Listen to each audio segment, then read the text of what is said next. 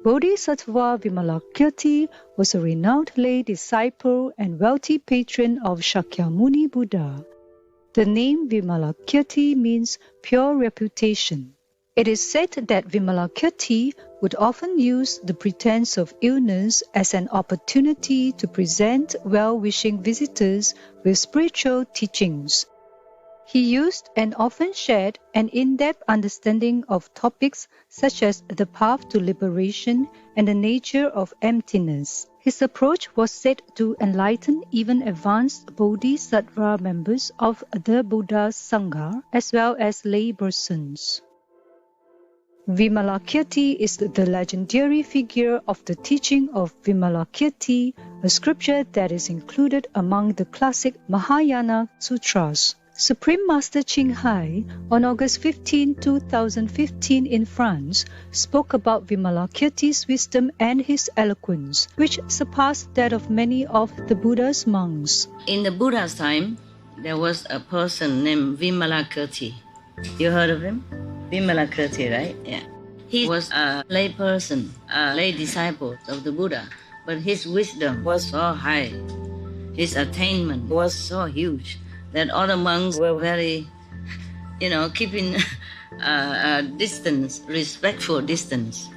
Because he had such an eloquence and such power that some of the monks could not match him.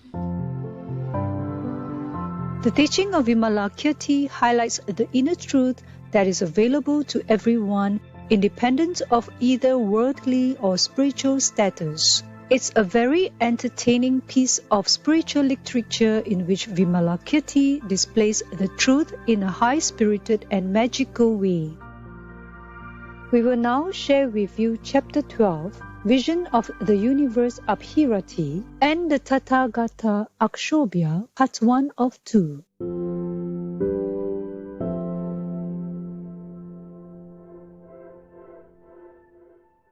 Thereupon, the Buddha said to the Lichyavi Vimalakirti, "Noble son, when you see the Tathagata, how do you view him?"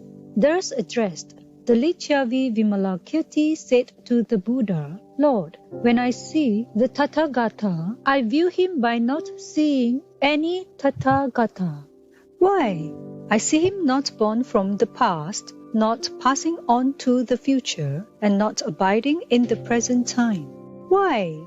He is the essence that is the reality of matter, but he is not matter. He is the essence that is the reality of sensation, but he is not sensation. He is the essence that is the reality of intellect, but he is not intellect. He is the essence that is the reality of performance, yet he is not performance. He is the essence that is the reality of consciousness, yet he is not consciousness. Like the elements of space, he does not abide in any of the four elements, transcending the scope of eye, ear, nose, tongue, body, and mind. He is not produced in the sixth sense medium. He is not involved in the three worlds, is free of the three defilements, is associated with the triple liberation, is endowed with the three knowledges, and has truly attained the unattainable. The Tathagata has reached the extreme of detachment in regard to all things, yet he is not a reality limit. He abides in ultimate reality, yet there is no relationship between it and him. He is not produced from causes, nor does he depend on conditions. He is not without any characteristic, nor has he any characteristic. He has no single nature, nor any diversity of natures. He is not a conception, not a mental construction, nor is he a non-conception. He is neither the other shore, nor this shore, nor that between. He is neither here nor there, nor anywhere else. He is neither this nor that. He cannot be discovered by consciousness, nor is he inherent in consciousness. He is neither darkness nor light. He is neither name nor sign. He is neither weak nor strong. He lives in no country or direction. He is neither good nor evil. He is neither compounded nor uncompounded. He cannot be explained as having any meaning whatsoever. The Tathagata is neither generosity nor avarice, neither morality nor immorality, neither tolerance nor malice, neither effort nor sloth, neither concentration nor distraction, neither wisdom nor foolishness. He is inexpressible. He is neither truth nor falsehood, neither escape from the world nor failure to escape from the world, neither cause of involvement in the world nor not a cause of involvement in the world. He is the cessation of all theory and all practice. He is neither a field of merit nor not a field of merit. He is neither worthy of offerings nor unworthy of offerings. He is not an object and cannot be contacted. He is not a whole nor a conglomeration. He surpasses all calculations. He is utterly unequaled, yet equal to the ultimate reality of things. He is matchless, especially in effort. He surpasses all measure. He does not go, does not stay, does not pass beyond. He is not seen, heard, distinguished, or known. He is without any complexity, having attained the equanimity of omniscient gnosis. Equal toward all things, he does not discriminate between them. He is without reproach, without excess, without corruption, without conception, and without intellectualization. He is without activity, without birth, without occurrence, without origin, without production, and without non-production. He is without fear and without subconsciousness. He is without sorrow, without joy, and without strain. No verbal teaching can express him. Such is the body of the Tathagata, and thus should he be seen. Who sees thus truly sees. Who sees otherwise sees falsely.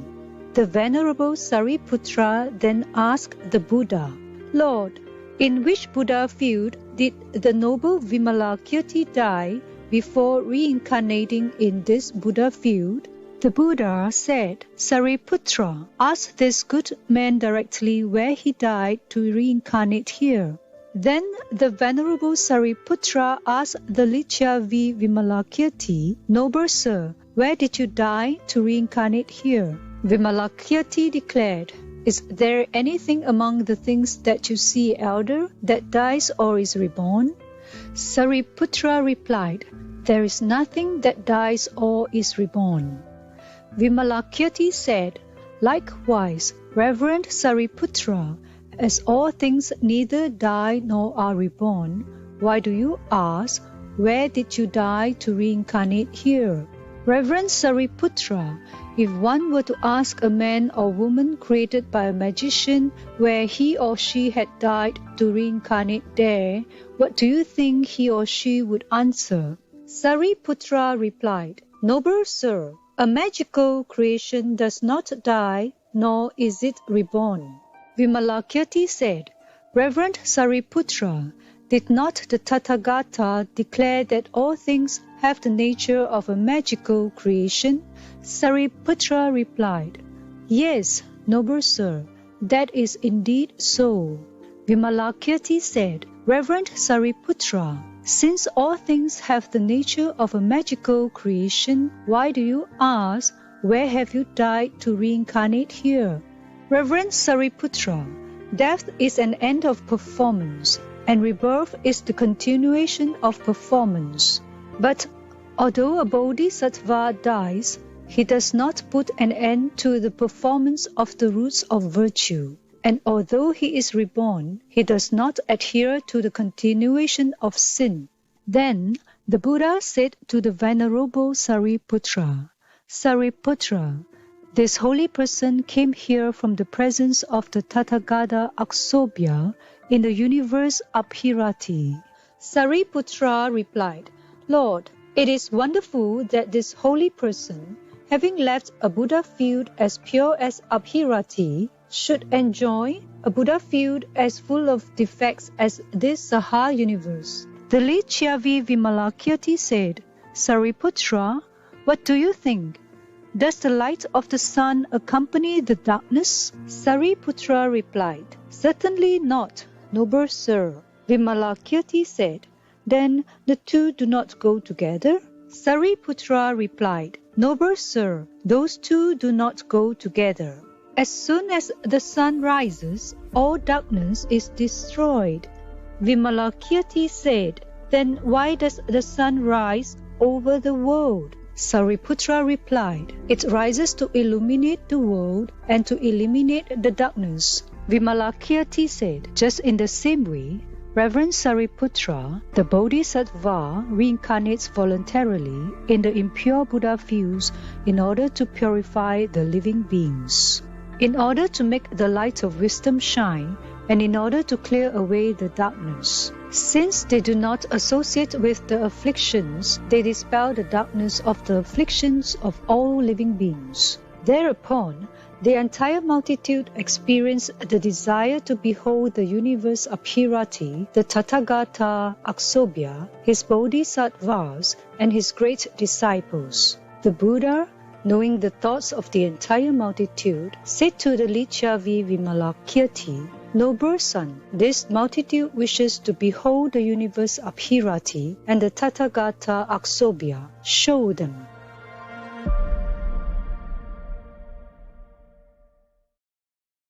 Deny vegan so you can be real sick and get sympathy.